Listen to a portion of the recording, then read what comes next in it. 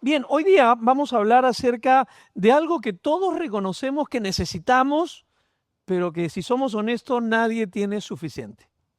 Hoy vamos a hablar de algo que queremos que todos tengan con nosotros, pero nosotros no queremos tener con los demás. ¿Qué creen que es? No es plata. Paciencia. Paciencia. Todos reconocemos que necesitamos paciencia y que no tenemos suficiente paciencia, ¿no? Y claro, algunos en realidad hacen que eso sea más difícil todavía, ¿no? Pero la paciencia es como un músculo que hay que trabajar, así que hay que tener cuidado cuando uno le pide paciencia al Señor, porque normalmente lo que va a hacer es ponernos en situaciones en las que tenemos que aprender a esperar. Pero si somos honestos, tenemos que reconocer que aprender a esperar es difícil. Es difícil para alguien de repente que no conoce a Dios, no tiene una relación con Dios, no tiene ninguna certeza ni esperanza de lo que no puede controlar, pero también es muy difícil para los que creen en Dios.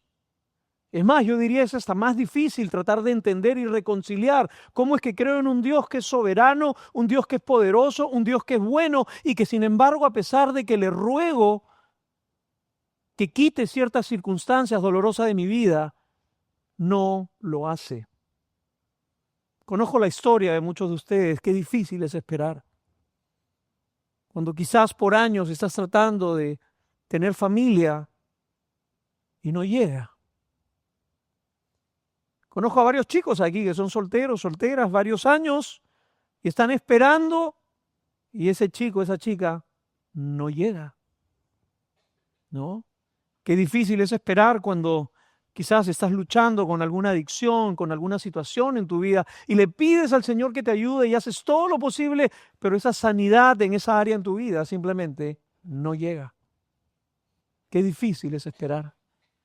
Qué difícil es esperar cuando estás de repente casado o casada con alguien que no comparte tu fe o tienes hijos de repente que se han alejado de los caminos del Señor y le pides al Señor que por favor los traiga de vuelta a casa y pasan los años y no llega. Es difícil esperar. Y hoy día quiero hablarles a la luz de la historia que hemos leído acerca de 4 principios que esperamos que se puedan convertir en convicciones en nuestra vida. Y esta no es una receta para algo que tú tienes que creer o hacer para que el Señor responda a tus oraciones. Por ahí no vamos. Aprender a esperar no tiene que ver con hacer lo correcto para que el Señor responda como tú esperas. Aprender a esperar tiene que ver con aprender a confiar en que el Señor va a responder conforme a lo que Él sabe que es mejor. No necesariamente mejor para ti, pero mejor para el reino de Dios. Y en consecuencia, aprender a confiar que lo que es mejor para el reino de Dios puede ser mejor para ti, aunque no sea lo que tú estás anhelando y queriendo. En primer lugar, vamos a ver que Jesús nunca llega tarde. Jesús funciona en hora cabana. Mis amigos chilenos, ¿sabes qué es hora cabana? Después le cuentan, ¿ya? Hora cabana es la hora que te da la gana. Nuestro presidente Toledo era de un pueblo llamado Cabana y vivía en su propio horario él. Después te cuento un poquito más. Jesús nunca llega tarde. Jesús nunca llega tarde. Ahora, volvamos a la historia. Fíjate que Jairo, dice la historia, era un hombre líder de una sinagoga y él está enfrentando una crisis, algo que escapa totalmente a su control. Tiene una hija de 12 años enferma. Tiene una hija de 12 años que está peleando entre la vida y la muerte. Y en medio de su desesperación, él decide acudir a Jesús. ¿Cuántas veces en medio de la desesperación, quizás, aunque no entendamos muchas cosas, estamos dispuestos a buscar ayuda? Y este hombre va a buscar a Jesús y le ruega, le suplica que por favor tenga compasión de su pequeña. Y le cuenta que la niña está enferma, está con fiebre, y le pide que por favor vaya. Así que Jairo y Jesús comienzan a ir rumbo a su casa. Una gran multitud se junta alrededor de él y en el camino están apurados, es una situación de emergencia, de vida o muerte, y en el camino una mujer toca el manto de Jesús. Y Jesús parece que no se da cuenta de que hay una situación urgente delante de él. Y se detiene a lidiar con esta mujer y atender a otra situación. ¿Qué hubieras pensado tú si fueras Jairo? Tienes a una hija que está a punto de morir y este Jesús que te puede ayudar se detiene a atender a una mujer que hace 12 años está enferma con una enfermedad crónica y que probablemente podría continuar algunos años más. Si estuviéramos en una clínica de Miraflores, eso se llamaría negligencia médica, ¿no? Alguien llega a cuidados intensivos y viene una persona que no tiene la misma urgencia y el médico atiende a la otra persona y no a la que está a punto de morir. Eso sería una negligencia. Y yo me imagino que el hombre Jairo, desesperado, porque su hija está a punto de morir y Jesús ocupado en otra cosa. Y en ese momento dice que se acercan unos amigos de la familia, se le acercan a Jairo y le dicen: Jairo, tu hija ha muerto. Ya no fastidies al maestro. Ya no hay esperanza. Tu hija murió. ¿Cómo te sentirías tú respecto a Jesús? ¿Qué clase de Dios, qué clase de Señor hace algo así? Pudiendo hacer algo para aliviar mi situación, para que esta situación terrible no ocurra en mi vida, no lo hace. Aparentemente, Jesús llegó tarde. Cuando uno ve la historia de Lázaro y sus dos hermanas, Marta y María, aquellos a que Jesús amaba, dicen los evangelios, ¿no? Cuando Marta y María ven que su hermano Lázaro está enfermo, a punto de morir, mandan a llamar a Jesús, que era su amigo. ¿Y qué hace Jesús? Se demora un poquito. Y cuando llega, 4 días después que Lázaro ya había muerto. ¿Cuál fue la reacción de las hermanas? Cuando Jesús iba entrando, las mujeres salieron a su encuentro llorando, devastadas, y le dicen: si hubieras estado aquí, si hubieras llegado a tiempo, mi hermano no hubiera muerto. Y sabes, muchas veces hay circunstancias en la vida que no podemos entender.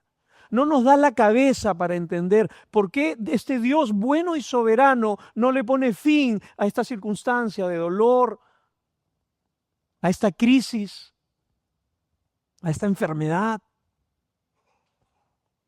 Pero déjame decirte algo, aunque las circunstancias digan lo contrario, Jesús nunca llega tarde. Solamente cuando entiendes esto, es que te vas a dar cuenta que uno no puede apresurar a Jesús. El tiempo del Señor es perfecto. Uno no puede apresurar a Jesús. Porque cuando uno procura apresurar a Jesús a que haga algo en tu tiempo y no en el de Él, siempre vas a entrar en un conflicto acerca del amor de Jesús por ti. ¿Qué acerca de tu vida y de tu historia? ¿En qué áreas estás esperando esa intervención divina? ¿Por qué cosas has estado quizás orando y esperando y clamando y parece que el Señor no responde? Pareciera que el Señor va a llegar demasiado tarde. Uno de los años más difíciles para mí en los últimos quizás 10 o 15 años fue cuando mis 3 hijas salieron de casa, terminaron el colegio y fueron a la universidad. Hasta ese momento yo les doy mi palabra que pensé que había sido un padre ideal. Sin embargo, cuando mis hijas salieron de casa y fueron a vivir a otro país, comenzaron a salir a la luz algunas heridas que yo sin darme cuenta les había ocasionado. Y ellas decidieron mantenerme emocionalmente a distancia. Fue muy duro para mí. ¿De qué me sirve ser pastor, ayudar a tanta gente, a tantos chicos que vienen y me piden que los disipule, si mis propias hijas no querían hablar conmigo acerca de Jesús? Decir, ¿de qué me sirve ganar el mundo y perder a mi propia familia? Fueron años muy difíciles. Luchaba con el Señor. Fueron varios años. El Señor muchas veces no responde ni en nuestro tiempo, ni de la manera como nosotros esperáramos que lo hiciera. Pero Él estaba trabajando en la vida de cada una de ellas. Él estaba trabajando en mi propia vida. Y aunque yo no podía comprenderlo, el Señor me estaba invitando a confiar y seguir confiando en Él. La intervención de Dios es siempre en el tiempo perfecto. Jesús nunca llega tarde, aunque las circunstancias digan lo contrario. En segundo lugar, con Jesús, cuando tú buscas a Jesús por una circunstancia determinada, déjame advertirte de dos cosas: que siempre recibirás más de lo que hubieras imaginado, pero también tendrás que entregar más de lo que esperabas. Mira, en el caso de Jairo, ¿qué era lo que Jairo quería de parte de Jesús? Jairo quería que Jesús fuera una especie de antibiótico y Panadol para quitarle la fiebre. Jairo quería que Jesús sanara de fiebre a su hija. Pero sin embargo, lo que Jesús le quería dar era algo mucho más que una experiencia de una sanidad de una enfermedad. Yo no solamente quiero que me conozcas como el sanador, yo quiero que me conozcas como el Dios que es capaz de resucitar a los muertos. Tú vienes a mí por sanidad, pero yo le voy a dar a tu hija resurrección. Pero para eso primero tenía que morir. Cuando uno ve lo que le pide a Jairo, Jairo solamente quería llevar a Jesús ¿a dónde? A su casa. Solamente quiero que vengas a mi casa para resolver este problema. Pero lo que Jesús quería de Jairo era que Jairo pusiera toda su confianza en Jesús. Yo no solamente quiero ir a tu casa a resolver ese problema que te aflige. Yo quiero que aprendas a confiar en mí. Es por eso que en medio de esa crisis, cuando le dicen la niña ha muerto, Jesús en medio de la conversación para por un momento, lo mira a Jesús y le dice, confía en mí. Cuando ves el caso de la mujer solamente quería sanidad para su enfermedad. 12 años había padecido de flujo de sangre. Se había gastado todo el dinero en médicos y nada la podía sanar de su situación. Y todo lo que quería de Jesús era un toque sanador. Sin embargo, lo que el Señor le quería dar a ella era mucho más que un toque sanador. Él le quería dar salvación. La mujer, todo lo que estaba dispuesta a dar era tener un encuentro con Jesús incógnito. A veces pensamos que la fe es privada en ese sentido. No, esto es entre Dios y yo, nadie más. Y en medio de la multitud, la mujer, así sin que nadie la reconozca, toca la punta del manto de Jesús, siente la sanidad, dice la Biblia, que sale poder de Jesús. La mujer es sanada inmediatamente y dijo, listo, recibí mi milagro, muchas gracias y me estoy yendo. Y en eso el Señor voltea, un momentito, alguien me ha tocado. Y los discípulos se comienzan a reír, como que alguien te ha tocado, hay cientos de personas a tu alrededor. Jesús sabe lo que está haciendo. La mujer quería tener hoy día diríamos, un choque y fuga con Jesús. ¿No? Un encuentro, me sanas y... Pero el Señor quería que ella pasara de lo privado a reconocer públicamente su fe en Él. Esto no es privado. Y dice que la mujer, cuando es reconocida, viene de rodillas y cae delante de Jesús, a sus pies. Porque ella solamente quería a Jesús para sanar un área de su vida, pero el Señor quería caminar con ella el resto de su vida. ¿Cuántas veces venimos al Señor porque queremos una situación en particular. Pero sin embargo, el Señor en su sabiduría nos invita a confiar en Él, porque Él quiere caminar con nosotros el resto de su vida. ¿Cuántas veces gente me dice que de repente no cultivan una relación con el Señor, pero dice, yo creo en Dios, a mí el Señor me sacó de esto, a mí el Señor me hizo este milagro? El Señor no solamente quiere hacerte ese milagro, el Señor quiere caminar contigo. Él no quiere ser parte solamente de la solución de un problema en particular. Él quiere ser el Señor de tu todo y de tu vida. Yo me acuerdo cuando no muchos, pero la mayoría, diría yo, a veces venimos a Jesús en medio de una crisis desesperada.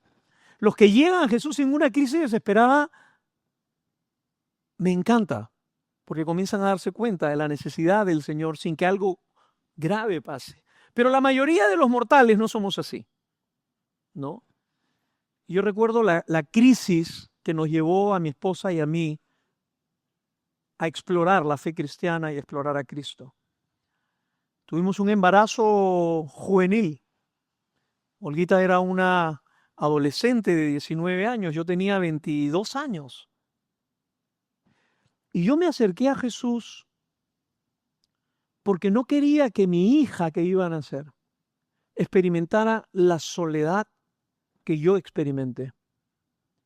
Yo crecí en un hogar de padres divorciados y en medio de mi egoísmo lo último que quería era que mi hija experimentara el dolor de la soledad, de crecer, de no crecer con sus padres. Y busqué al Señor desesperadamente porque lo que quería era que Cami, todavía no había nacido, pero no experimentara soledad.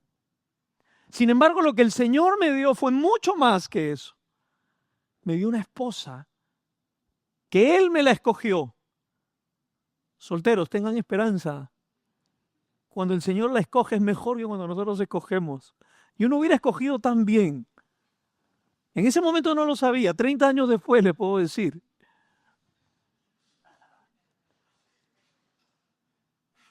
Yo quería solo que mi hija no viviera en soledad y Dios me dio un hogar. Me dio una esposa maravillosa que ha modelado con manos el amor de Jesús como nadie lo pudiera haber hecho. Para alguien que sufrió tanto de falta de amor, me regaló un peluchín que donde apretara salía amor. En mis peores días, amor, amor, amor. Me dio 3 hijas increíbles. No perfectas, para nada, pero increíbles. Me dio mucho más de lo que esperaba. Pero también me pidió mucho más de lo que estaba dispuesto a dar. Yo pensé que para poder recibir esto, todo lo que tenía que hacer, mi compromiso, era ir a la iglesia los domingos. Eso es todo lo que estoy dispuesto a dar. Voy a ir a la iglesia los domingos, voy a establecer ciertos patrones religiosos en mi vida. Pero lo que el Señor demandó de mí fue mucho más. No solamente quiero tus domingos, quiero tu vida entera. Quiero tus planes, tus proyectos, tus sueños. Te quiero todo. Y es así, cuando el Señor entra en nuestras vidas, Él va a hacer mucho más de lo que tú imaginas, pero va a demandar mucho más de lo que a veces estás dispuesto también a dar. En tercer lugar, las prioridades de Jesús tienes que entender que son diferentes a las nuestras. La agenda de Dios es diferente a la nuestra. Para comenzar, cuando tú miras a Jairo y a la mujer en esos tiempos machistas, patriarcales, normalmente uno hubiera atendido a este hombre respetable, Jairo, pero no a la mujer. Hombre, mujer, respetable, inmunda, porque en esa cultura tener sangrado te hacía inmunda, nadie podía ni siquiera tocarte porque te contaminabas. Pero sin embargo, ¿a quién atiende el Señor? A la mujer. El corazón de Dios tiene cierta preferencia, parece a veces, por los más vulnerables, ¿no? Y en el reino de Dios, la economía muchas veces es totalmente contraria a la que nosotros imaginamos. En el reino de Dios, para ganar, tienes que estar dispuesto a perder. Para alcanzar la vida, tienes que estar dispuesto a morir. Son valores inversos. Y sabes, cuando nosotros a veces buscamos a Dios desesperadamente porque queremos que intervenga en una situación, tenemos que recordar que para Dios es mucho más importante transformar tu carácter, llevarte a confiar en Él, que simplemente remover la dificultad de tu vida. Porque sus valores son distintos.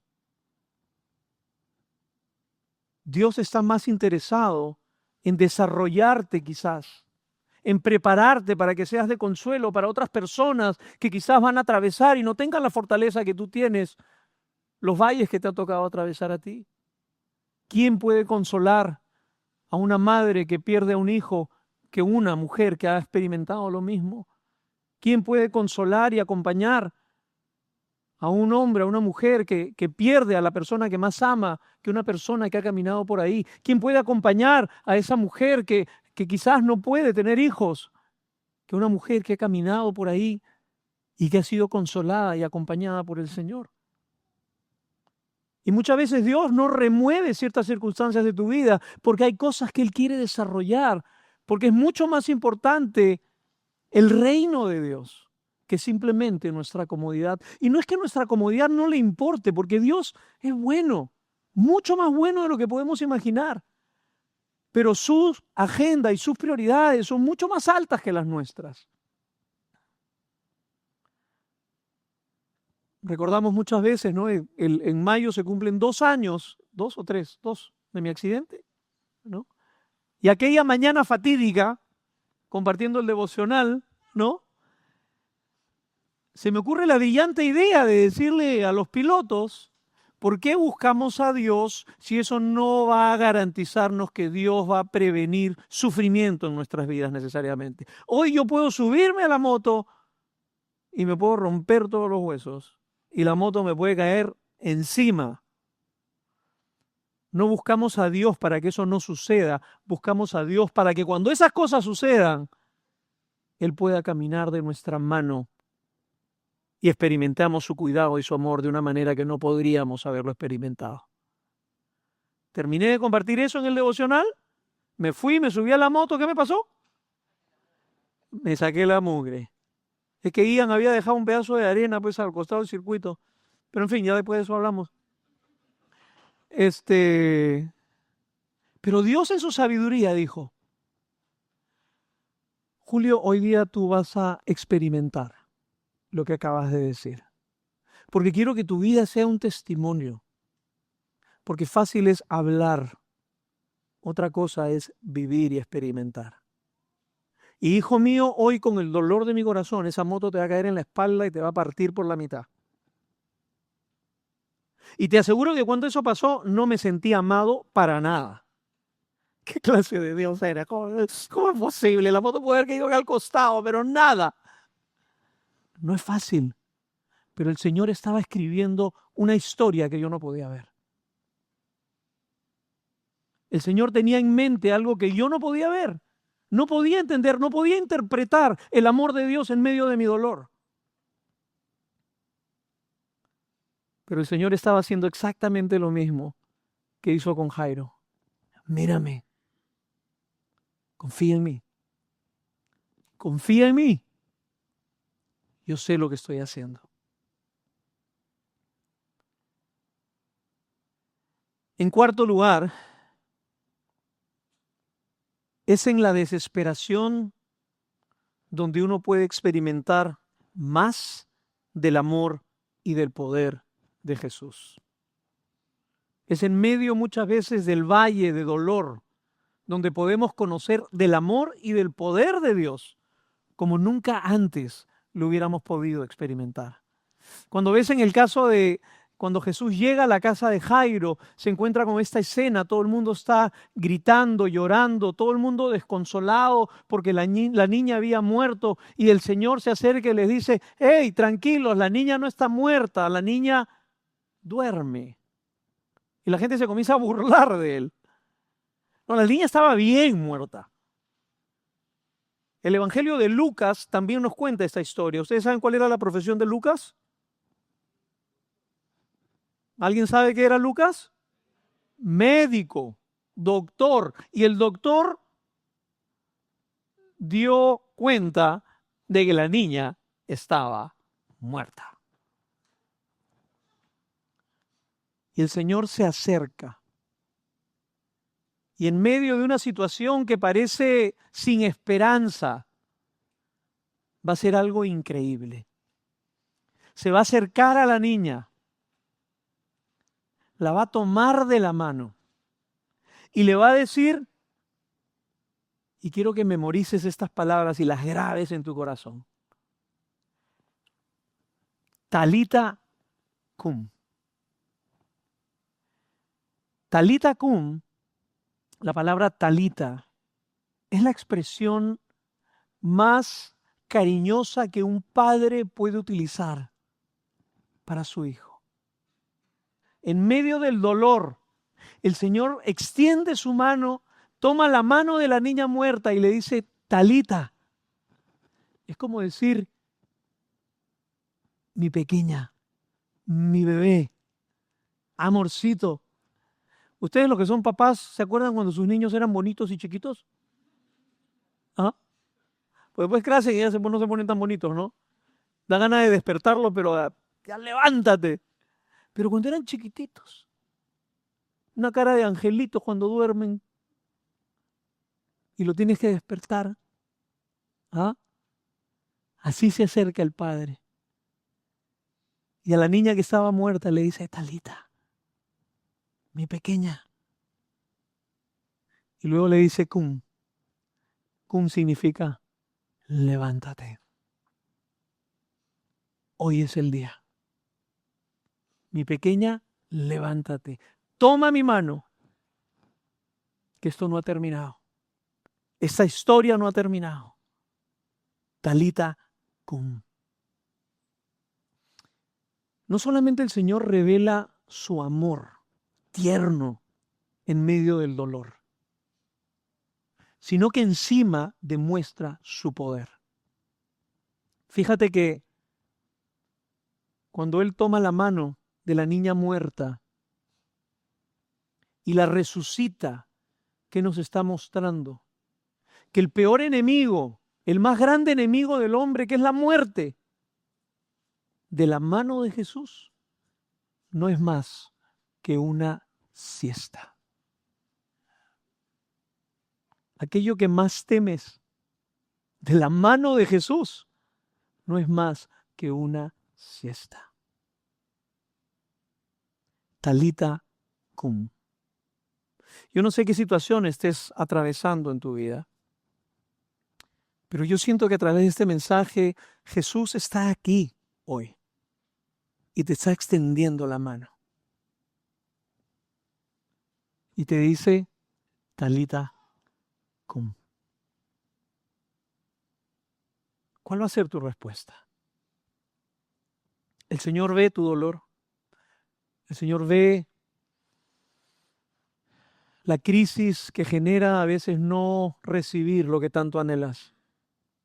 Pero recuerda, Él está escribiendo una historia mucho más grande que la que tú podrías escribir.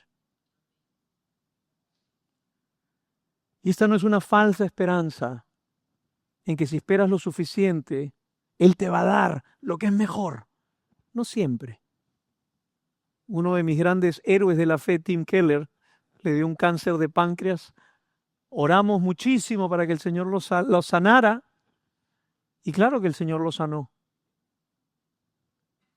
Pero no como yo esperaba. Él tuvo que enfrentar la muerte y murió. Pero hoy tiene un cuerpo nuevo. Ni siquiera la muerte, ni la enfermedad Absolutamente nada nos puede separar de lo que Dios ha preparado para nosotros. Así podemos enfrentar la vida desde una perspectiva totalmente diferente. El Señor conoce mis anhelos, sabe mis deseos. Quiero que sane esta situación, quiero que traiga a este hijo que está lejos. Pero Señor, yo puedo descansar en que tú sabes lo que estás haciendo. No quiero pelear. Quiero dejar que Dios siga escribiendo su historia. Romanos capítulo 8, versos 38 y 39 dice, y estoy convencido de que nada podrá jamás separarnos del amor de Dios. Nada te puede separar del amor de Dios. Ni la muerte, ni la vida, ni ángeles, ni demonios, ni nuestros temores de hoy, ni nuestras preocupaciones de mañana, ni siquiera los poderes del infierno pueden separarnos del amor de Dios. Ningún poder en las alturas ni en las profundidades. De hecho, nada en toda la creación podrá jamás separarnos del amor de Dios que está revelado en Cristo Jesús. Así que, Talita cum, Jesús nunca llega tarde. Talita cum, Él va a hacer algo que tú no te imaginas. Él está escribiendo una historia mucho más grande de la que imaginas. Talita cum, toma su mano y confía en Él. Talita cum,